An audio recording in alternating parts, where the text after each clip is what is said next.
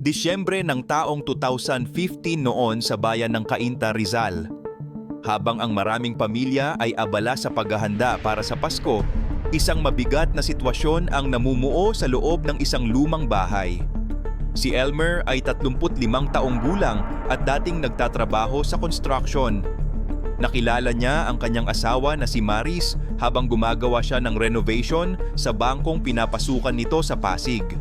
Bagamat hindi siya nakapagtapos ng pag-aaral, nakuha ni Elmer ang loob ni Maris dahil sa kanyang sipag at pagiging tapat na tao.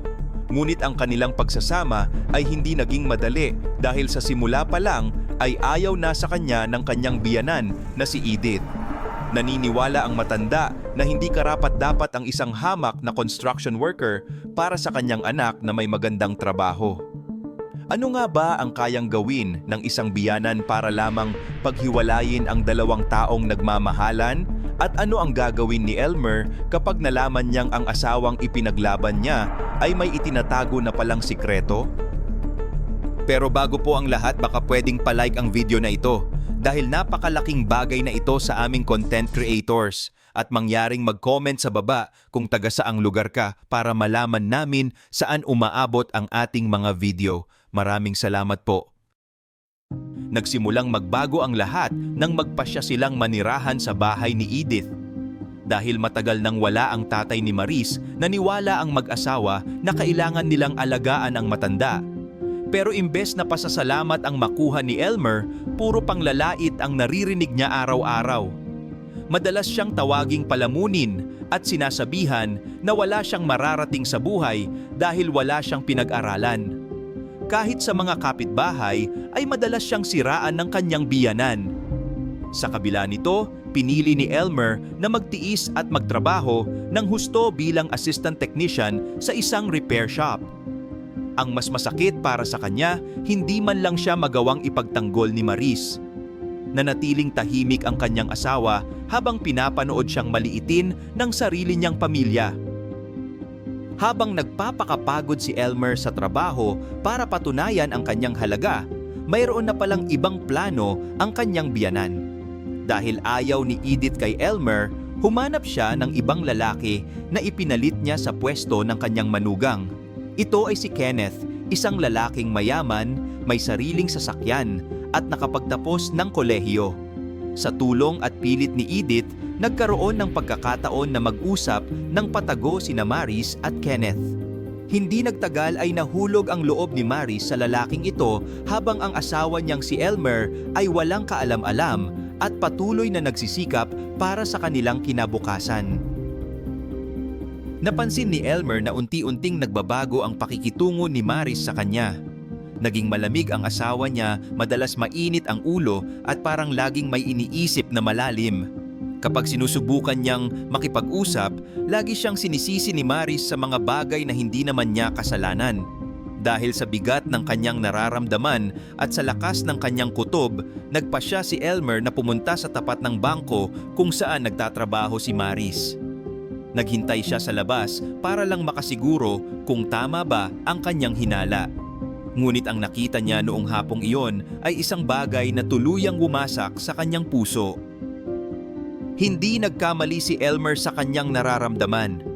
Habang naghihintay siya sa labas ng bangko, isang itim na kotse ang huminto sa tapat nito. Kitang-kita ng kanyang dalawang mata ang paglabas ni Maris para pumasok sa loob ng sasakyang iyon. Isang lalaking hindi niya kilala ang bumaba para pagbuksan ang kanyang asawa.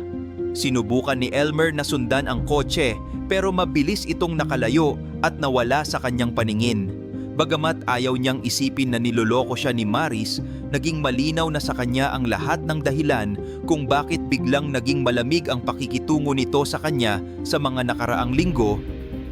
Simula noon, hindi na nakatulog ng maayos si Elmer. Paulit-ulit na bumabalik sa kanyang isipan ang nakitang eksena. Ang mas masakit pa rito, wala man lang paliwanag o pagsisisi na nanggaling kay Maris.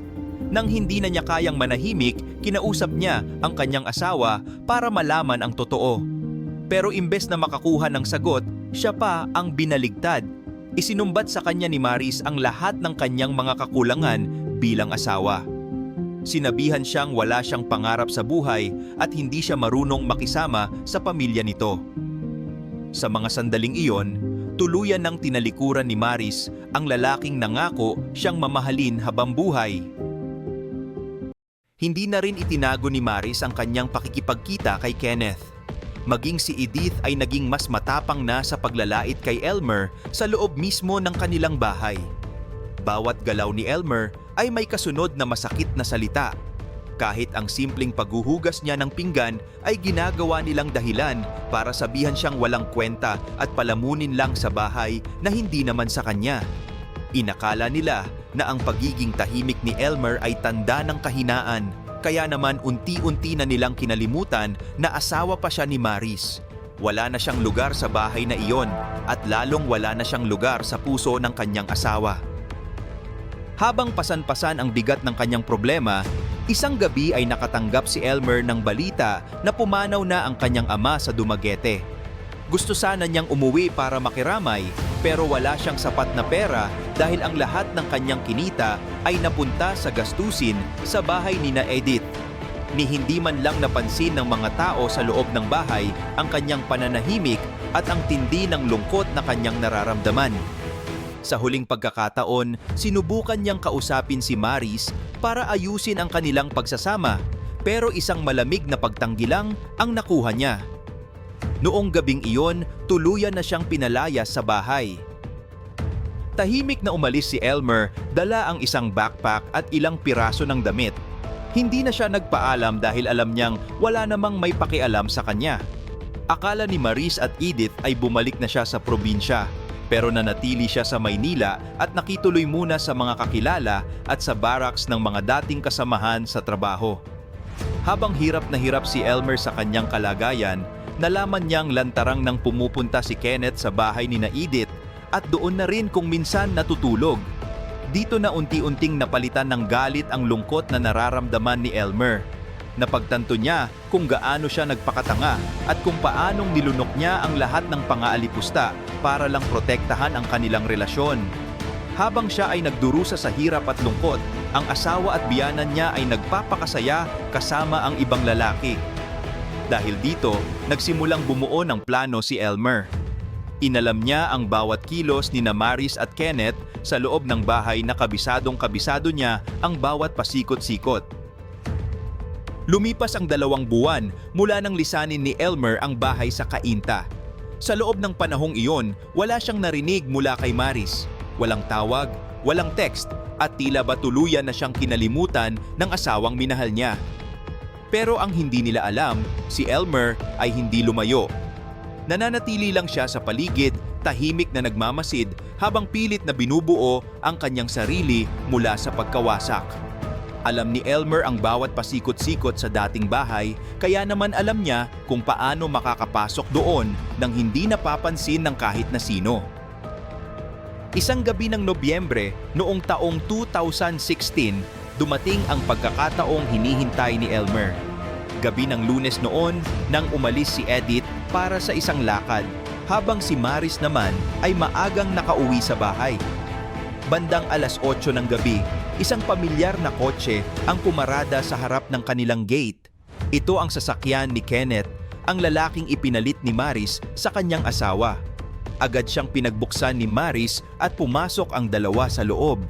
Sa dilim ng gabi, suot ang kanyang itim na jacket, dahan-dahang naglakad si Elmer patungo sa likod ng bahay. Dumaan siya sa bintana ng dirty kitchen na alam niyang sira at madaling buksan. Walang kaluskos siyang pumasok sa loob. Tahimik siyang umakyat sa ikalawang palapag patungo sa silid na dati nilang tinutulugan ni Maris. Habang papalapit siya sa pinto, narinig niya ang mga boses at tunog na lalong nagpasiklab sa galit na matagal na niyang kinikimkim. Pagbukas niya ng pinto, nakita niya ang isang tagpo na wumasak sa kanyang buong pagkatao. Ang kanyang asawa at si Kenneth ay magkasama sa kama at walang saplot. Sa puntong iyon, sumabog ang lahat ng hinanakit ni Elmer. Gamit ang isang kutsilyo na kinuha niya sa kusina, mabilis siyang sumugod. Nagtangka pang lumaban si Kenneth, pero dahil sa tindi ng galit ni Elmer, hindi siya nakaporma hanggang sa tuluyang nawala ang mga boses sa loob ng silid. Bandang 10:00 na ng gabi nang makauwi si Edith. Nagulat siya dahil maraming kapitbahay at pulis ang nasa labas ng kanilang bahay. Nanghina ang kanyang mga tuhod nang malaman ang balita na wala na ang kanyang anak at si Kenneth. Hindi matanggap ni Edith ang nangyari at labis ang kanyang pagsisisi. Samantala, nang gabi ring iyon ay kusa ring isinuko ni Elmer ang kanyang sarili sa mga awtoridad. Doon ay isinalaysay niya ang lahat ng sakit, panlalait at ang pagtataksil na kanyang dinanas. Dahil napatunayan sa investigasyon na nahuli ni Elmer ang dalawa sa aktwal na pagtataksil, ang kanyang kaso ay ibinaba bilang crime of passion. Sa ilalim ng batas, hindi siya nakulong kundi binigyan lamang siya ng parusang destierro.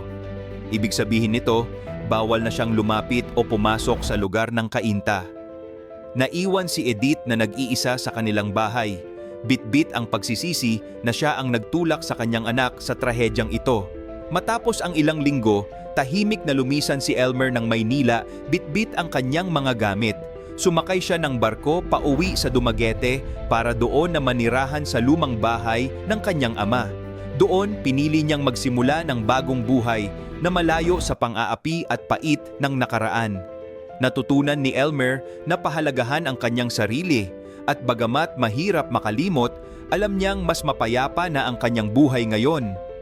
Sa huli, nagsilbing aral ang kwentong ito na ang labis na pangmamaliit sa kapwa at pagtataksil sa tiwala ay nagbubunga ng isang tragedyang walang sinuman ang nanalo. Sa tingin niyo, sino nga ba ang tunay na may pagkukulang sa malungkot na sinapit ng pamilyang ito?